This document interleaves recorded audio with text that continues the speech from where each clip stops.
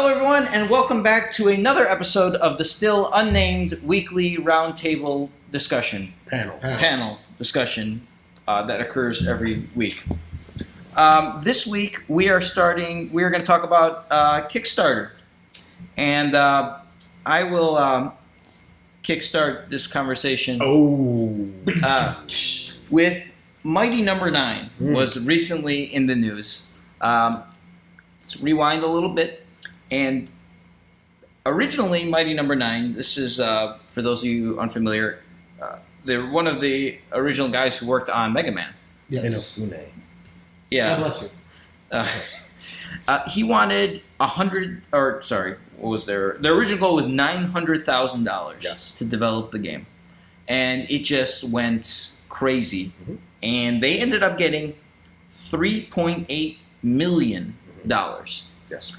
And furthermore, they did additional PayPal donations after the fact and got up to $4 million. So more than 4 times the budget.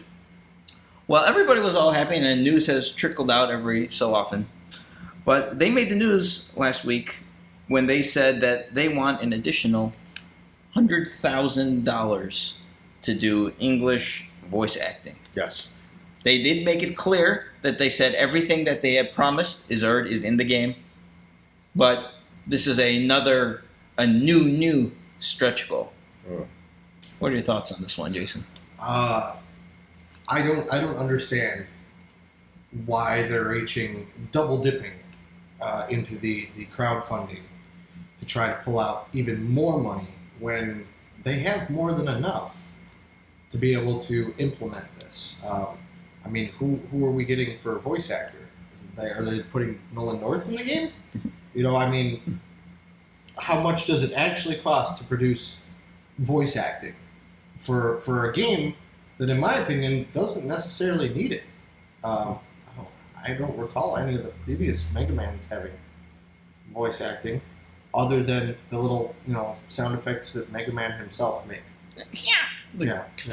Yeah, that's my biggest confusion with this whole thing is $100,000 is a lot of money for a little bit of voice acting that is going to go into something that's essentially just a side-scrolling platformer, many of which barely have any.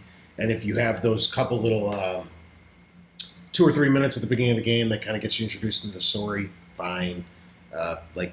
Who are you getting to do these? That's an awful lot of money. I'm pretty sure some of the people that are just hanging out in the studio making the game can just as easily... This is not on the level of like a Final Fantasy where you've got upwards of 90 minutes of dialogue to record. And you need to sell it to get the emotions and stuff across. And how many characters are actually going to be voiced in the game is another question that I have. Have you guys ever played a 2D side-scrolling game where you were that into the storyline? Never. No. That you felt that this would be a good... this just needed a little bit more. If the voice acting was a little bit better in this particular game, my God. Maybe the story in Oddworld, maybe. But see, Oddworld had those cool little cutscenes that were ridiculous for the time. Still look pretty good running off of PS1.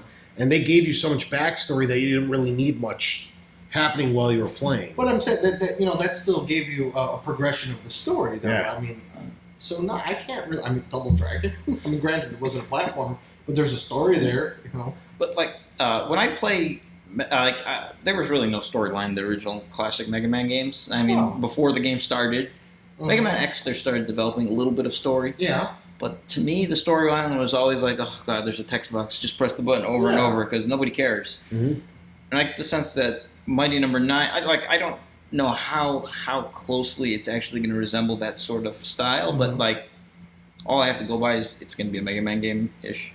And is this going to be the same sort of thing where the dialogue boxes would be like, I'm just going to press A, and now it's voice acting, so it's like, can you just press A to skip the cutscene altogether? Yeah. Are they just going to be standing there and just talking too? Little bobbling heads, to kind of show off some vocal action, I suppose. I don't know. I mean, even games that have in-depth story platformers like Metroid and Castlevania, it's no voice acting in those. Most of it's just text. And we're not talking about the newer incarnations and going to the the older ones. Yeah, exactly. It's all text based. You get your little introduction at the beginning. Oh, hey, Dracula's back. You got to go to the castle to defeat him. Oh, hey, Mother Brain. Okay, now I know what I'm doing. Oh, hey, Dr. Wily's back. Go defeat his 8 robots. It's kind of simplistic, and that's one of the charms of those games. I don't think a game like this necessarily needs voice acting. Yeah. Now, in addition to the 100,000 for voice acting, for the English voice acting, they said if they raise 200,000 and then an additional 100,000, they'll add Japanese voice acting. This is awesome. Because if you are a Japanese citizen who only speaks Japanese, you have to pay into this Kickstarter not only in the hopes that they first reach the first stretch goal to get an English translation, but so many people then donate that you finally get the whole reason that you donated the second time, which is the Japanese translation. That's awesome. Hey, what if you're a Japanese fan and you donate and it only hits 110,000? And you're just like, oh, can I get my money back? Yeah. What was the point? I don't know. Isn't this game being developed in Japan? Yes, it's former Capcom employees. Well, the guy... So you would think that they would, in theory, reverse that. Yeah. Have, all right, guys, 100,000 Japanese voice acting, 200,000 American or English voice acting. Yeah. Would make more sense to me. Capcom brings up, that's a whole another interesting thing. I don't know if you have them on there, but I wonder how they feel. Because video game wise, this is a ridiculously low budget where Capcom could have made this game feasibly for less than $5 million and had all types of translations for everyone across the globe. And the demand, the pent-up demand for this kind of game, and it looks like it's going to sell like hotcakes. And Inafune originally went up to Capcom saying he wanted to do another Megaman, and when they turned him down, that's why he resorted to Kickstarter. So it's kind of cool. I wonder, how would this relationship be if this was not a, quote, indie game? This guy's sort of too big to be considered indie, but for the sake of, he's got no, there's no publisher, basically. There's no developer-publisher relationship here. If this was, THQ, for example, the guys from Visual Games, when they were around, they made Darksiders. And if they wanted to do something extra and they needed more funding, they would have been they would have had to go make a presentation to THQ. Mm-hmm. This is what we want to do with our game. And then they make the presentation, and then the publisher decides. Yeah. So now, us as fans, or I haven't donated to this particular Kickstarter. I have not either. But the people who donated are sort of in a sense, the publishers now. Mm-hmm. They are getting to decide. So do you think that whole dynamic? Do you think that? What do you guys think of that, Andrew? Do you have any thoughts on? I'm very anti-Kickstarter for many, many, many reasons, and I don't have time to get all into them today. But the primary of which is that it essentially gives you the illusion of becoming, like you said, the publisher without actually any of the benefits of being the actual publisher.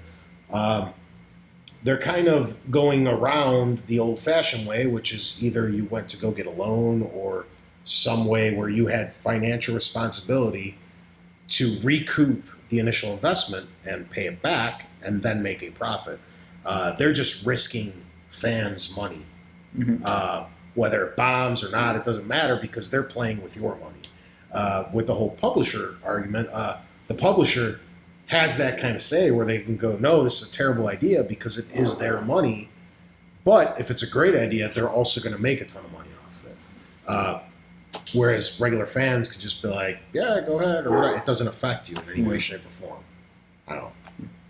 What do you think, sir? My main issue that Mighty Number 9 is encountering is the same that Tim Schafer's newest game encountered. They're double dipping, like I said. They should have thought this out in advance and planned and made that a stretch goal at that time instead of coming back and asking people who have already donated. And I mean, I know some people that donated in Mighty Number 9. I believe it was like a $20 donation guarantees you, if they reach their goal, to get a copy of the game. Mm-hmm. That's fine. You know, stretch goals are fine and dandy and fun. But I don't like the fact that they went back to the well to ask for more. Now, the difference between, you mentioned the Tim Schafer game. Yes. Mighty Number 9, I think they sort of learned from what Tim Schafer did. Mm-hmm. Now, just giving some backstory here. Tim Schafer, he asked for $400,000 for his game. Yes. And within 24 hours, they surpassed $1 million. Sure. And they ended up hitting $3.4 million to develop they the were game. like the first big ones Right. out of the gate. And then like a year later, which was about a year ago, Tim Schafer came out and said that basically the game wasn't going to be ready for another year and a half, until 2015. Mm-hmm. And we are going to run out of funds. Mm-hmm. So the difference here is that they needed more money to finish the game. Yeah. Whereas Mighty Number 9, they're like, everything we said in the game is done. Yeah. But, by the way, we want to do voice acting now. Well, with Tim Schafer, he then basically threw back the curtain and revealed exactly what his goals were for the game, and how it's basically 2 different games now. And then, on top of that, he revealed that he had brought in Jack Black, Elijah Wood, to do voice acting. Like, he had names attached. $100,000 voice acting. That's, I mean, like, if they came out and said, hey, you know, like I said, Nolan North is going to be the voice of Mighty Number 9. It's a female character. Huh? I think it's a female lead, Mighty Number 9. Whatever. Nolan North's a really good voice actor. Okay, if they would have came out and said that, then, I mean, then it's justified, but in a degree, you know, like, hey, we want to attach this person to this. But that, again, should have been a part of the original goal. Ace is very upset about the fact. Somebody's at that window. So, looking at a Kickstarter, like, almost as a whole, a little bit, like, let's take a step back. Now, the thing that, this was more so with Schafer's game in particular, when he sort of announced his game, or announced the Kickstarter, we knew nothing at all. We basically, like, people were donating blindly towards this game. Now, like, I think Mighty Number 9, there was at least concepts, and the guy. Yeah, they showed the concept art and kind of, you know, the general idea. Everybody knew it was going to be a Megaman. Yeah, like, do you think this is? I mean, the thing with both Tim Schafer and I don't know this guy's name. It's I can't say his first name. That's his last God bless you. Yeah, God bless and him. They had a reputation a little bit. Like they had been around. You know, they're kind They've of a been big deal. attached to AAA studios. But if you're like you see these Kickstarters pop up all the time for games that, like, maybe it's a college student or somebody after, like, they don't have the benefit of the doubt of being able to get $3.8 million for a game that, you know. What do you think of the idea of crowdfunding for games before they're even starting to be being developed? Really? I mean, I've got a great idea for a game if people want to give me money. Yeah. You know, I'm not going to guarantee I'm going to make it, but you can give me the money. You know. I don't like. This is another huge problem I have with Kickstarter is the draw it's starting to bring in from people with pedigree, like what you're saying. And to me, that's not fair. A Tim Schafer can go to anyone. He can go to Activision or Ubisoft. Like, hey, I want to do a new game. And he's got that pedigree where they would easily have just financed him. I'm not sure if that's true, because I think one of the big benefits of this is you don't have an Activision or something looking down from above and being like, yeah, this is not going to work, or this is not going to make money. So you free yourself from the chains. But see, that's my point. Is Activision, love them or hate them, is a very savvy company, and that is why they make a ton of money every year, because they turn down projects that they're pretty sure are fiscally irresponsible. And if they see something and they're like, no, this looks like a bad idea, they probably know it's going to be a bad idea. Whereas opposed where people just kind of look on the internet and their eyes get wide, they're just like, oh yeah, screw it, let's throw money at it. Where all these publishers and whatnot turned it down for a reason. I don't know. I think all these celebrities. 'Cause I know Zach Braff did one. I'm a big Zach Braff fan. I disagree with that. The guy's a millionaire. He could have financed his own movie. They did this with the Veronica Mars movie. The girl, I can't think of her real name right now. She's a millionaire. She's also married to an actor who's also a millionaire. Again, they went to Kickstarter. Terry Schafer and Afune. These guys have lots of money, lots of pedigree. They can go to big studios and get financing. They can go to banks. They can take out personal finance. You don't put the burden on the fans. I've got a great example that I want to throw out there for you. It's not video game related, but it is Kickstarter related. The director, Kevin Smith, he came out and about a year ago, he was ready to go to Kickstarter to launch a Kickstarter for Clerks 3. He had some reservations about it. Basically, he said he felt guilty because he goes, I'm a big fish in a small pond, and there's only limited resources for Kickstarter. Kickstarter's for the indie scene. Okay, it's for people that can't necessarily go to a bank, but have a great idea. He goes, I can take out a loan on my house and make Clerks 3 and make my money back. And he will. And I think that's a great example as to where, like, some of the things that I've personally kickstarted.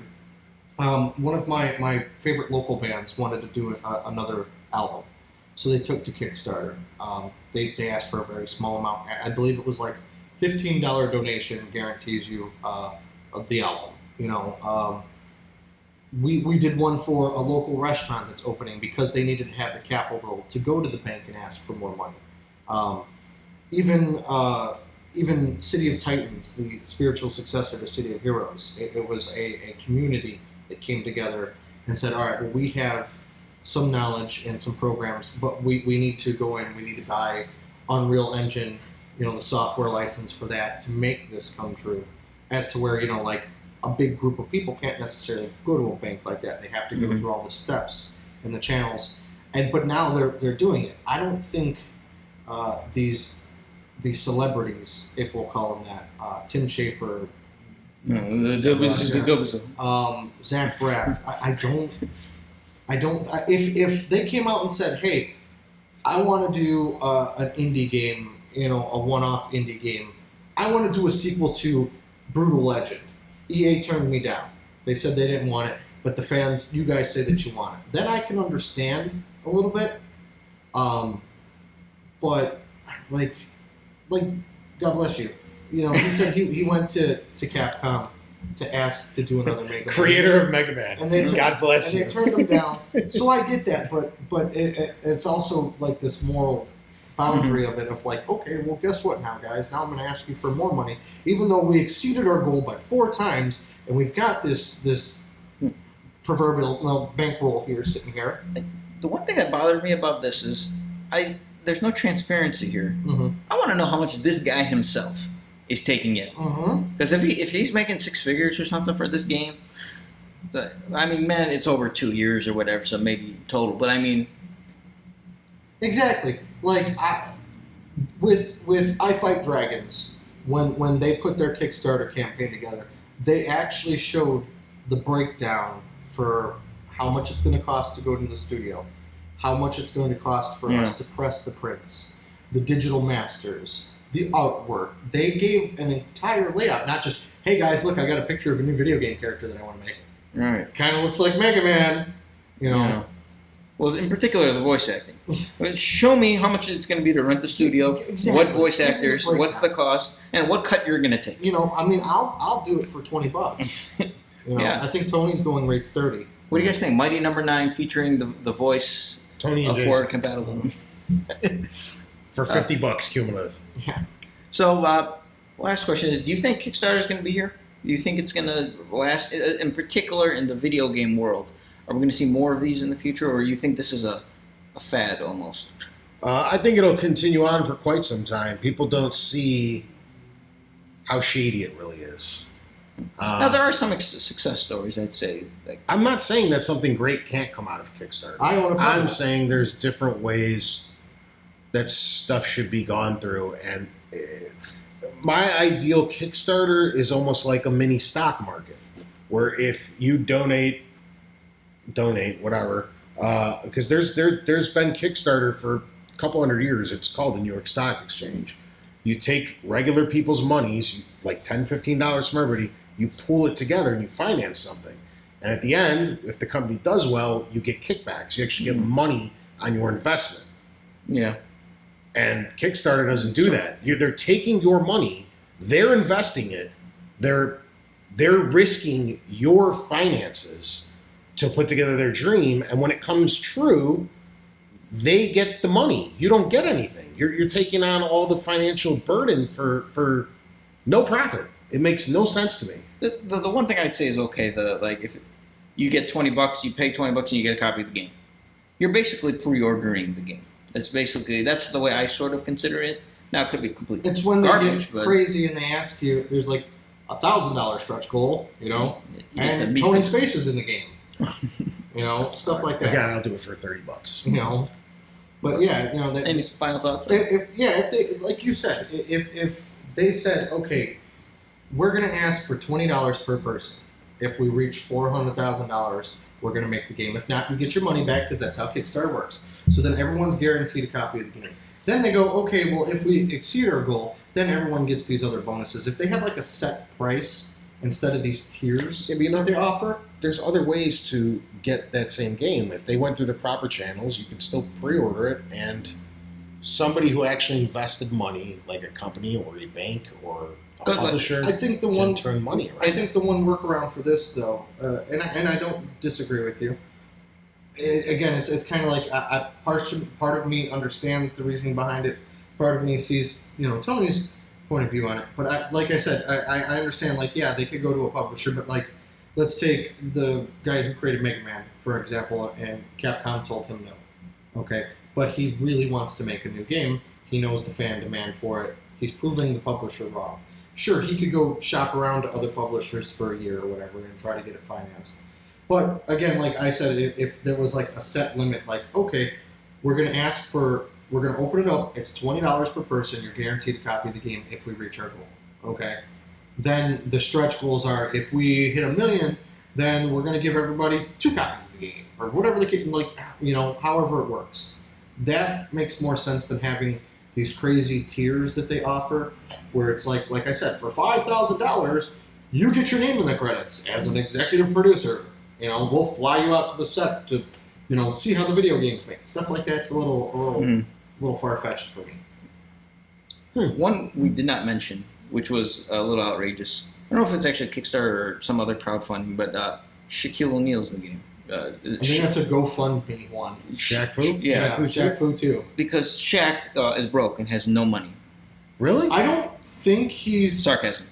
I don't think he has any involvement with it yet. Yeah. I don't think it's him. Like... But it's a 2D fighter. No, I know. But I'm How saying, much money like, is that somebody else is making that, and then they're going to go to him and go, hey, we want to make another Shaq Fu game. Yeah. Yeah. As opposed to, like, reading Rainbow, that makes sense. Honestly, it does. Like, that was a feel-good Kickstarter. Yeah. Go on, say it. I completely disagree, but that's fine. Reading Rainbow. All right, I think that'll do it for this week's weekly roundtable panel segment.